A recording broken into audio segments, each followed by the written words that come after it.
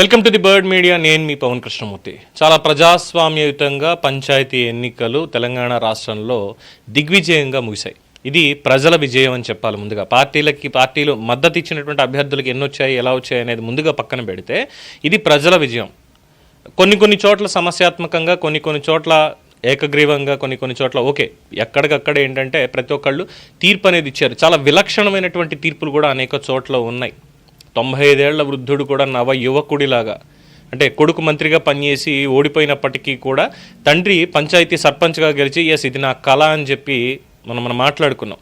ఇలాగా చాలా ఉన్నాయి. అయితే ఓవరాల్గా 3 దశల్లో జరిగినటువంటి పంచాయతీలకి మొదటి నుంచి కూడా కాంగ్రెస్ పార్టీ ఆధిక్యంలో ఉంది. తర్వాత భారతీయ రాష్ట్ర సమితి, ఆ తర్వాత భారతీయ జనతా పార్టీ, ఇక ఇతరులు, ఇవన్నీ కూడా జరిగాయి. మొత్తం 8,000 సర్పంచ్ స్థానాలు దాకా దాదాపుగా కాంగ్రెస్ పార్టీ గెలుచుకుంది. 62% పంచాయతీలు, అంటే రెబల్స్ కూడా ఉన్నారు, రెబల్స్కి కూడా ఓటింగ్ బాగానే జరిగింది. అందరూ కూడా కాంగ్రెస్ పార్టీ నుంచే ఈరోజు రిప్రజెంటేషన్ అంటే మద్దతు పొందినటువంటి వాళ్ళ కింద భావించాలి.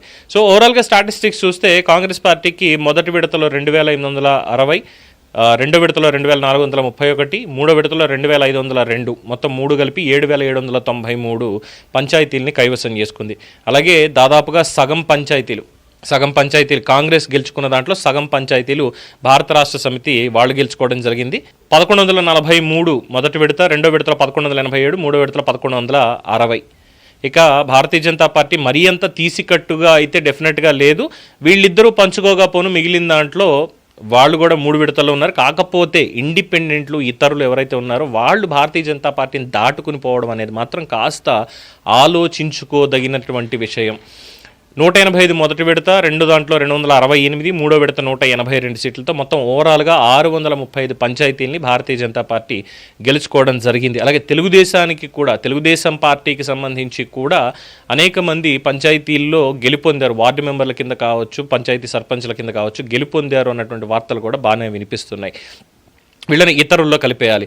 సో దీంట్లో ఇతరుల్లో మొదటి విడతలో 42 మంది, తర్వాత 442 విడత అత్యధికంగా, మూడో విడతలో 302, మొత్తం 784 పంచాయతీలు ఇతరులు అందరూ కూడా కలిసి గెలుచుకోవడం జరిగింది.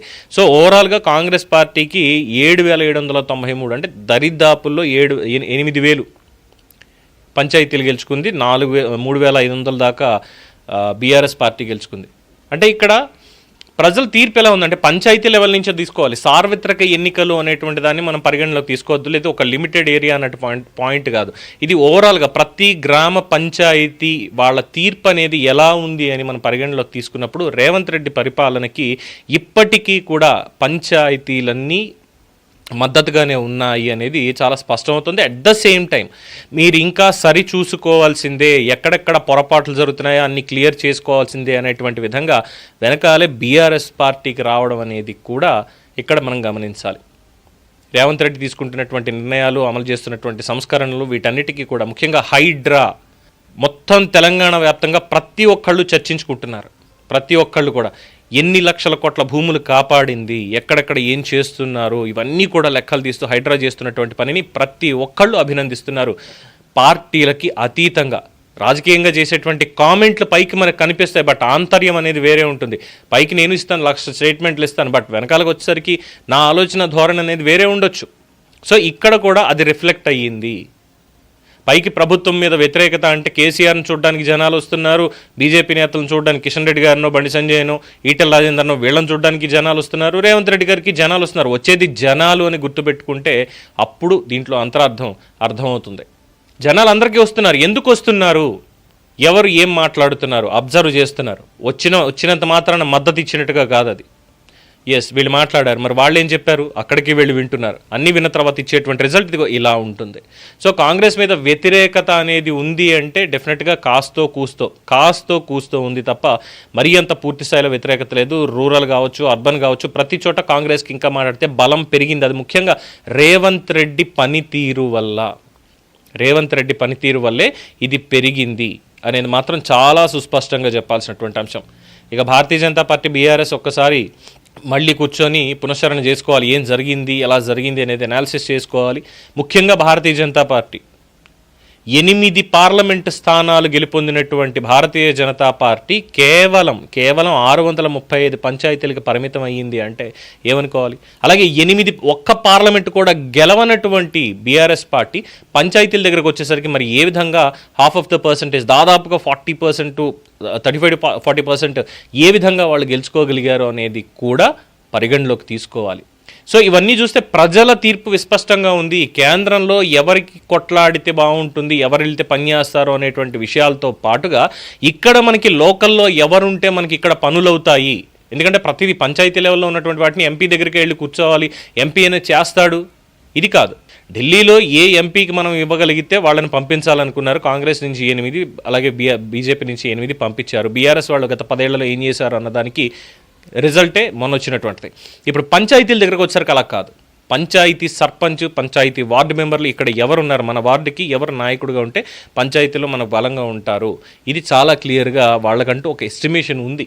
అందుకే రిజల్ట్ ఈ విధంగా వచ్చింది. అట్ ద సేమ్ టైం దీన్ని మనం సార్వత్రిక ఎన్నికలకి గీటురాయి కింద ఇప్పటి నుంచే పరిగణించకూడదు.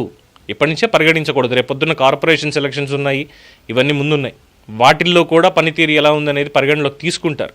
ఇందులోనే అర్బన్ పంచాయతీలు ఇవన్నీ కూడా దీని అండర్లోనే వస్తాయి. మున్సిపల్ కార్పొరేషన్స్ ఇవన్నీ మళ్ళీ మనకి డిఫరెంట్ ఆస్పెక్ట్లో ఉంటాయి.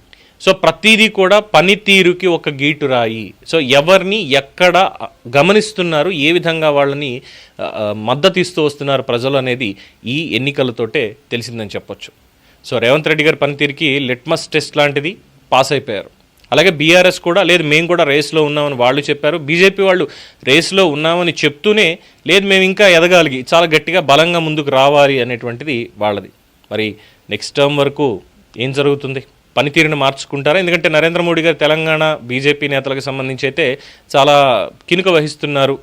వాళ్ళు చేసేటువంటి పనులు ఆయనకి నచ్చట్లేదు, వాళ్ళ పనితీరు ఇంకా మెరుగుపడటం లేదు, చాలా సీరియస్గానే ఉన్నారు అనేది తెలుస్తున్నటువంటి అంశం.